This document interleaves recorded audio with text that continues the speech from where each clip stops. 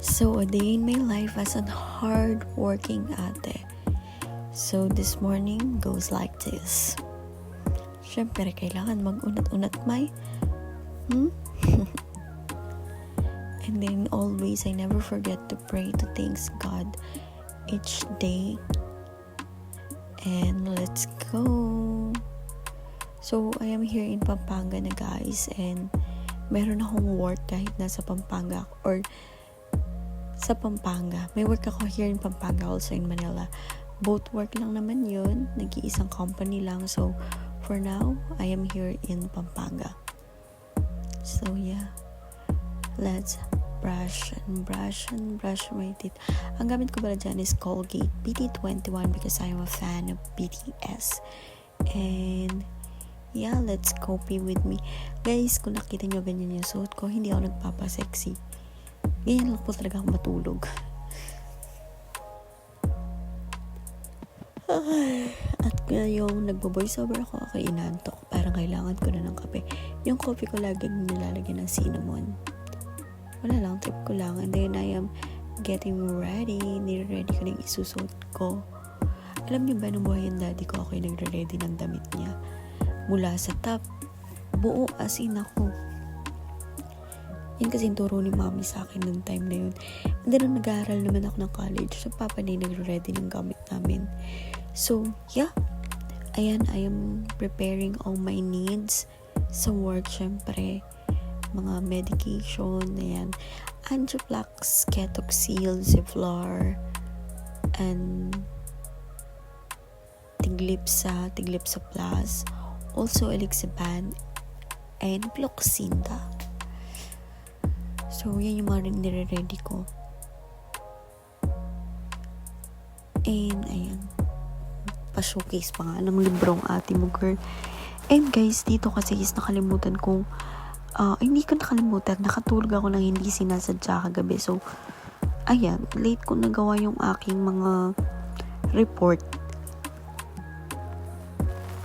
Parang ngayon, inaantok na naman ako habang nagre-record, diba? Nag-voiceover lamang ako, inaantok pa. So, dyan, nag-aasikaso. Kita nyo naman. Panoorin nyo na lang, diba? So, dahil alam ko mahaba-haba to, let's talk about working here in Pampanga in Manila. Working in Manila, guys, I wake up 3 a.m. in the morning. Then I sleep 6 to 7 p.m. Talaga ba? Hindi, seryoso. And then when I come back here in Pampanga, I woke up at 4, 5. Ganon. And then, nag-i-sleep ako ng 8, 9. Depende. Minsan kasi nalilita ako ng uwi gawa ng sobrang traffic. So, minsan 10 na din ako nakakatulog. Kasi, sa edad natin ngayon o sa panahon ngayon, napaka-importante ng tulog. Maka 8 hours ka lang nakuha, napakaswerte mo na talaga. Kaya ako may chance na ako i-idlip talaga ako. Basta ako pa naman si Sandal tulog. So, ayun. And guys, sa nakakita nyo, walang filter ang aking cellphone that time. At tanging ilaw lang sa sala.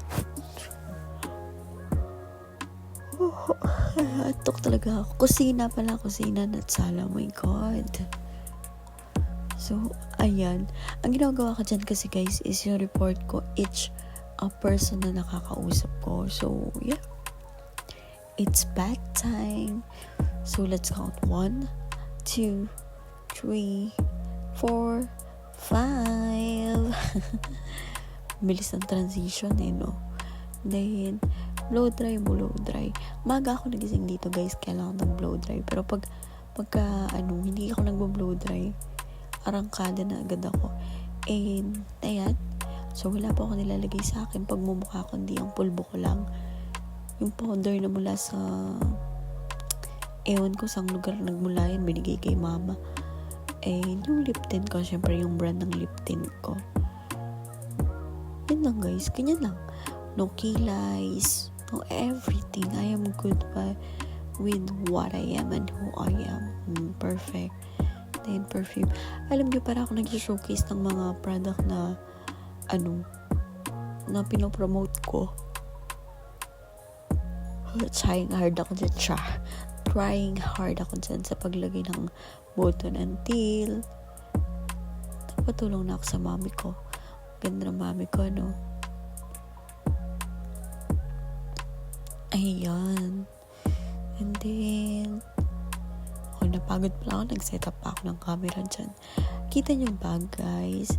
Yan, may araw na nakatutok na sa araw. Walang filter yan. Yan po ang aking kutis na natural. Uy, hindi ako na-inject ha. And, ayan na. Nasa clinic na tayo ni Doc. Waiting kay Doc. And, kain tayo. Mga tamo. And, syempre, selfies with them, with the doctors, secretaries, and some hospital. Syempre, no, para naman merong mga copy ang sa company at maalala nila mga mukha ng mga doctors here in Pampanga. Oh my God. And ayan na nga po, nasa bahay na ako. Guys, yung shoes ko na yan, galing kaya kay Kuya Jiro. Yung bag ko din na yan, galing kay Kuya Jiro. So, yeah.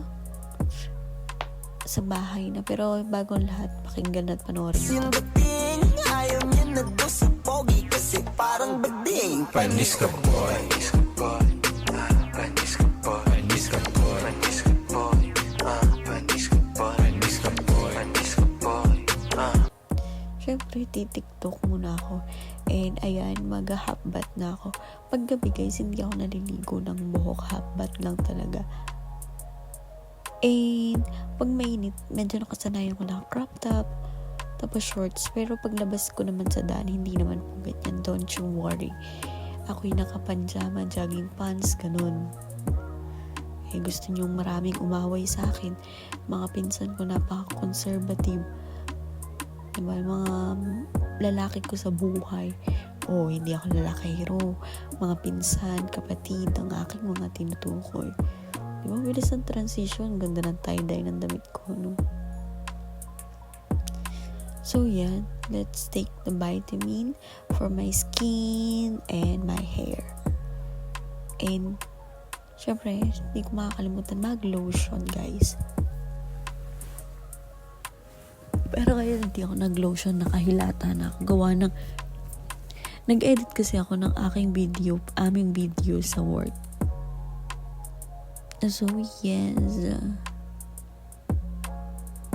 Tayo'y magbabasa-basa lang dyan. Basa lang ng basa. Mahilig kasi akong magbasa ng book. Kahit anong klase ng book actually. And every morning naman is I am reading the Bible here in my phone. No? And nakita niyo naman ako kaninang umaga. Nag-pray talaga ako. Kasi I never forget to pray, guys. Kahit gabi, hindi talaga. Yan yung talagang sinabi sa akin ng papa ko na wag kong kakalimutan. Yan teddy bear pala na yan is galing din yan kay kuya, pasalubong niya sa akin. It's not from Bukidnon pero from Clark. Ay hindi, from airport sa Manila, from Naiya. Diba, may papasalubong ang Kuya Jiro. Pag talaga kapatid na maganda, charis. So, ayan, tapos na ako magbasahin. Kasi guys, gaano kadami pa yung mga books na hindi ko pa nababasa. And, babasahin ko lahat yan, syempre. And, let's pray again. At tayo na po ay matulog. So, good night, guys. Thank you for watching and see you again to my next vlog. Good night and have a nice dream. Let's dream money together kasi yun naman ang panalangin ng lahat eh. So, good night. Bye. Please do follow me, guys, on all my social media at Queen Abby 13. Sa lahat na ng social media na hindi na kayo mahihirapan ha. And don't forget to subscribe. Bye. See you again.